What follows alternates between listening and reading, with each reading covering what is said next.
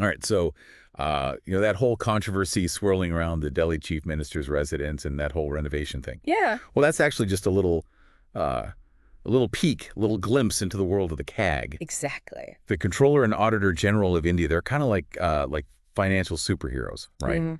Working behind the scenes, making sure the government's spending is kept in check. What's so fascinating is that I think a lot of people don't really realize the sheer power that the CAG has. Right. They audit the accounts of both the central and state governments, Yeah. really just making sure every rupee is spent accordingly. So for all of our listeners out there, especially those burning the midnight oil for those UPSC exams, Yeah. this deep dive is really tailor-made for you. We're talking essay topics, we're talking multiple choice questions, you name it. And hey, even if you aren't prepping for exams, who doesn't want to know how their hard-earned tax money is being used, right? Absolutely. Understanding the CAG is crucial. They're like, think of them as financial detectives, really scrutinizing everything. Okay, so let's break down the CAG's mandate a little bit. Yeah. They're responsible for auditing the government's accounts, but it's not just about checking to see if the numbers add up, right? Yeah. It's about ensuring that government projects are actually delivering what they promised. Yeah. Like, imagine like a government scheme aimed at improving rural health care. Right. Would the CAG, obviously they check if funds were allocated properly, Uh-huh. but do they also assess whether the scheme actually resulted in better facilities? That's right. Yeah. They're not just, bean counters in a way. Right. They really are looking into the effectiveness of these different projects. So they are checking to see if the government's actually delivering. Exactly. That's really interesting. And they have different tools to do so. We're talking about financial audits, compliance audits, and performance audits. Okay, let's unpack that a little bit. Financial audits, those are the most straightforward, I imagine, right? Right. Making Yeah. sure the numbers are correct. There's no funny business. Yeah, they're like a meticulous accountant going through the books and ensuring that everything is accurate and transparent. Gotcha. And then compliance audits are where things get, I think, a little bit more interesting, right? Yeah. These audits really ensure that the government is following all the rules, all the regulations. Think of it like a referee in a game. So if a government department is bending the rules or spending money that it shouldn't be, a compliance audit's going to catch them red-handed. Exactly, yeah. Wow. And then we have performance audits, which are probably maybe the most comprehensive. Okay. And they evaluate the effectiveness and efficiency of government programs, different projects. You remember that big Commonwealth Games scandal? Yeah. That's where performance audits really shine. The CAG actually found massive cost overruns, poor execution, and it led to really tighter regulations for future events. I see. So performance audits are like the ultimate test. Are these government initiatives actually making a difference? They are. And it's this kind of in-depth scrutiny that really makes the CAG vital for ensuring accountability and good governance. Now, a question that pops into my mind, and I'm sure it's on the minds of many UPSC aspirants, is how does the CAG decide what to audit? I mean, the government has a ton of departments, spends money on just a truly mind-boggling number of things. They can't possibly audit everything, right? Yeah. Of course not. That's where the selection process comes in. And they actually use a risk-based approach. So they focus on areas where there's a higher chance of something, going wrong, going awry. Things that they look at are the size of the project, media coverage, maybe highlighting some potential issues, and, past inspection reports. So they're strategically targeting areas where there might be, let's say, some creative accounting or some questionable practices. Yeah, you could say that, but it's not just based on, gut feeling or anything like that. The CAG also adheres to international guidelines. These are set by the International Organization of Supreme Audit Institutions, or INTO-SAI. And these guidelines really ensure that audits are standardized and effective, adhering to global best practices. So they're combining that risk assessment with those international standards, I see. But what if there's public outcry about a particular issue or maybe even a court order demanding an audit? Can the CAG respond to those kinds of things? Absolutely. So the Delhi-Noida direct flyover project, that audit was a direct result of a Supreme Court order. Wow. Yeah. And then additionally, we also have the Audit Advisory Board. It's composed of experts, different stakeholders, and they actually provide input on the annual audit plan. So they have this multi-pronged approach. that risk assessment, the international standards, and that ability to respond to specific concerns. This ensures that they really cover all the bases. Exactly. Okay, so they've chosen a target, right? Yeah. What happened? Well, the CAG team will come in with a very detailed plan. This outlines the scope, their methodology. They'll even hold entry and exit conferences with the relevant departments. So it's not like a surprise attack. They're giving everyone a fair chance to explain themselves. Right. Transparency and fairness are really crucial to the entire process. They want to provide a very unbiased, objective assessment, ensuring that everyone is held accountable within a fair and structured framework. Okay, so let's say they've done their due diligence, they've uncovered some potentially questionable activities. What happens next? How do these findings actually translate into real-world changes? Well, that's where things can get a little tricky. Uh-oh. While the Constitution mandates that CAG reports are presented to the Parliament or the state legislatures, there's actually no specific time frame for this. So they can just sit on these reports indefinitely. That doesn't sound very effective in terms of holding the government accountable. Yeah, unfortunately, that's a very real challenge that the CAG faces. And these delays can really hamper their ability to drive change because until a report is presented, it's basically under wraps. So even if they uncovered a major scandal, it could take years for it to actually come to light. Yeah, it's the unfortunate reality. I see. This is where the Public Accounts Committee or the PAGAT comes in, though, right? Yes, They're the ones who examine the CAG reports once they're finally tabled in Parliament. exactly. The PAG plays a crucial role. Think of it this way. The CAG is like the detective gathering evidence. The PAG is like the prosecutor presenting the case, and then the Parliament is the judge making the final verdict. Oh, that's a good analogy. So the PAG analyzes the CAG's findings, they question the government on their actions, and then they recommend corrective measures. Right. They're like the follow-up team, making sure that those audits actually lead to some concrete action. Yeah, and just to give you an idea about the sheer volume of their work, between 2019 and 2023, the PAC actually submitted 152 reports to the Lok Sabha. 152. Clearly, they aren't sitting around twiddling their thumbs. Definitely not. They're playing a very central role in making sure the CAG's findings are taken seriously and that they actually lead to meaningful change. That's great. Yeah. So we've talked a lot about what the CAG does, all these different audits that they do, but I guess the real question is, does it actually lead to real change? Right? Like, can you give us some examples of where the CAG's work really made a difference? I know our UPSC aspirants are always eager to hear about those kind of impactful cases. Absolutely. One of the most prominent examples is the 2G spectrum allocation scandal. All right. Back in 2010. Big one. This was really a game changer, not only for the telecom industry, but really just for the power of the CAG in general. Yeah. Their audit actually revealed a loss of 1.76 lakh crore rupees. 1.76 lakh crore.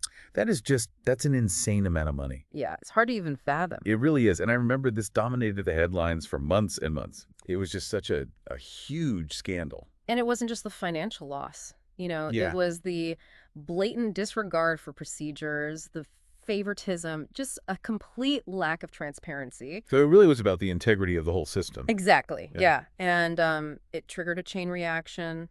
The licenses were canceled. There were high-profile arrests. The entire telecom licensing regime was overhauled. Wow.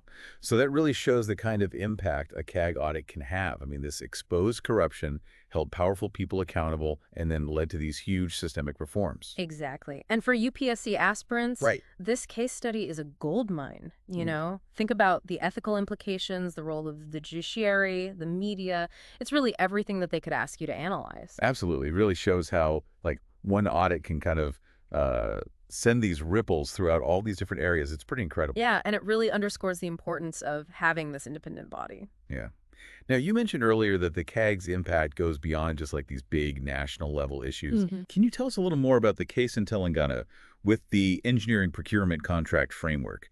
You said a CAG review there led to some big changes. Yes, absolutely. This is another great example of how the CAG can really drive positive change, maybe at more of a state level.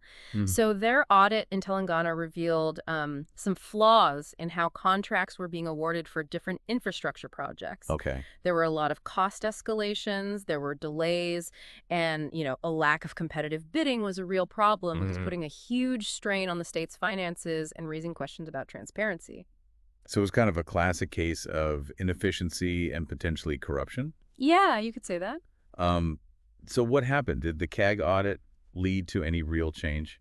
Yes, it did. They actually revised their entire EPC framework, Wow. implemented stricter guidelines, made the bidding process more transparent. So thanks to that audit, a lot of Telangana's projects are more likely to be completed on time, within budget, and without shady dealings. So a big win for the people of Telangana and a win for the CAG. It shows that they can really improve governance at all levels. Precisely. It's great. Now, before we move on, I actually wanted to touch on something you mentioned earlier. It's the difference between auditing and investigation. I think a lot of times those two terms get used interchangeably, Right. but I think there's a, a subtle but important distinction, right? Can you kind of clarify that for our listeners? For sure. So auditing, as we've been talking about, is that very systematic, independent examination of financial records, operations. Think of it like a health checkup for the government's financial practices. So it's really focused on preventing and detecting Yeah. those errors, those irregularities, maybe some inefficiencies, right? Just making sure the system's running smoothly, ethically. Yeah, that's a good way to put it. Investigation, however, is triggered when there's already suspicion of wrongdoing. Uh-huh. It often involves fraud, corruption, criminal activity. It's like calling in the detectives to really solve that case. So the CAG is more like the watchdog that's regularly checking on things, and then the investigators come in if something is really suspicious, right? Exactly. That's a really, really helpful distinction. Yeah. And I'm sure something that our UPSC listeners should keep in mind, you never know when a question's going to pop up on the prelims testing this sort of nuance. Absolutely. And, I think even beyond the exams, it's just important for everyone to understand the difference and how these mechanisms work. Yeah, I think so too. Now let's step back in time a little bit. Okay. The CAG has been around for a while, right? Yeah. I'm kind of curious about how the institution's evolved, how its role has changed over time. Can you tell us a bit more about that? Yeah, the CAG actually has a pretty fascinating history. The institution itself predates independence. Oh, wow. It was established during the British Raj Really? back in 1860. Wow. Sir Edmund Drummond was actually the first Auditor General. So this idea of having independent financial oversight, it's really ingrained in our system even before we became a republic. Exactly, yeah. And after independence, that role was enshrined in the Constitution, making the CAG a truly constitutional body. I see, and I imagine over the years their mandates expanded quite a bit, right? For sure. It's grown significantly, just reflecting the increasing complexity of, government operations. Right. They now have to audit so many different entities, the central and state governments, public sector undertakings, even local bodies. Wow. So their reach really does extend from like the highest levels of power all the way down to those grassroots organizations. That's really incredible. It is. So they've really adapted and evolved over time to keep pace with those changing times. As India's economy has grown, as those activities have expanded, the CAG has really risen to the challenge. And that's great to hear. Yeah. Now, I know we touched upon this earlier, but I kind of want to dive in a little bit deeper.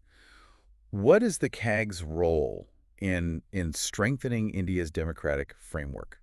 We always hear how important these checks and balances are and how they prevent any one entity from becoming too powerful.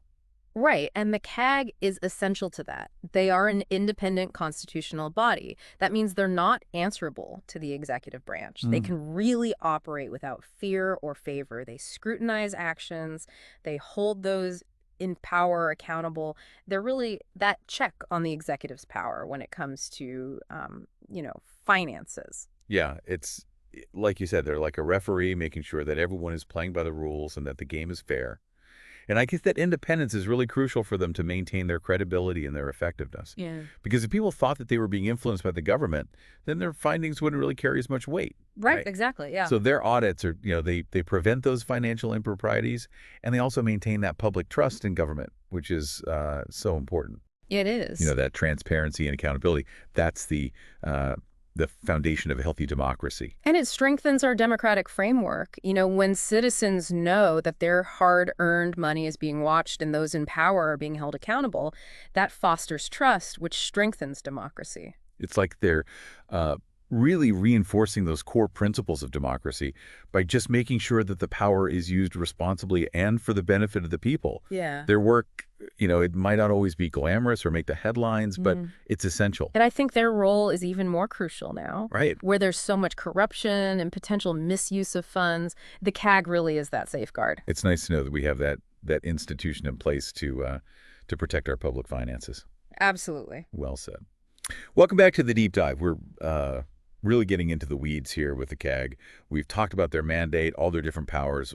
We've even gone through their history. But I think beyond just catching the bad guys and, exposing those scandals, there's another side to their work that's really important. You're absolutely right. While, uncovering irregularities is vital, their impact is much bigger than that. They actually play a big role in promoting good governance and encouraging, best practices. So it's not just about pointing fingers. It's also about helping the government spend money better, Yeah. use those resources more efficiently. Exactly. And a lot of times their audits will highlight those systemic issues or maybe procedural loopholes, areas where they could be a lot more efficient. So it's almost like they're giving like a roadmap for the government to do things better. Yeah, that's a great way to put it. Their reports, they're full of insights. They're not just about catching those who are doing wrong. They're also about identifying what can be done better. That's really cool. So it's about learning from those mistakes, adopting better practices, and really trying to improve and serve the public better. And this proactive approach is so important, especially for a developing country like India, Right. where resources are so limited. Efficient governance is it's paramount. So the CAG is really helping make sure that every rupee is spent well and actually makes a difference in people's lives. Exactly. They're maximizing the impact of that spending and making sure that, it leads to real improvements. That's great. Now, I want to go back to something we talked about a little earlier about the CAG's role in, strengthening India's democracy. We talk a lot about those checks and balances and making sure that no one's too powerful. Yeah. How does the CAG really fit into that whole picture? Well, they're really a cornerstone of that system. As an independent body, they're not beholden to anyone. They can operate without fear. They can scrutinize actions. They hold those in power accountable. So they're like that referee that we keep talking about. Exactly. They make sure the game is fair and everyone's following the rules, and that independence is really important. I mean, if they were influenced by the government, no one would trust them. Yeah, exactly. And their audits, they really help to deter those financial improprieties and maintain public trust in the government, which is so essential. Yeah, that transparency, accountability, it's so crucial for a healthy democracy. Absolutely. And it strengthens that framework. When citizens know that their money is being watched and that the government is being held accountable, it fosters trust, which ultimately strengthens democracy. Yeah, and it's all about making sure that power is being used in the right way for the right reasons. And their role is even more critical now Right. with all the corruption and misuse of funds. The CAG really is that safeguard. It's definitely reassuring to know that we have an institution like that. They're working behind the scenes, but they're really making such a big impact. Absolutely. Well, that's about all the time we have for today's deep dive into the CAG. It's been a pleasure. We hope you found it informative. We hope you learned something. And to all those UPSC aspirants out there, remember, this is a fascinating topic. It's not just about the technical stuff. It's really a way to understand how our government works, how finances are managed, and just how important accountability is. So keep learning, keep questioning, and we'll see you next time for another deep dive. Don't forget to like and subscribe.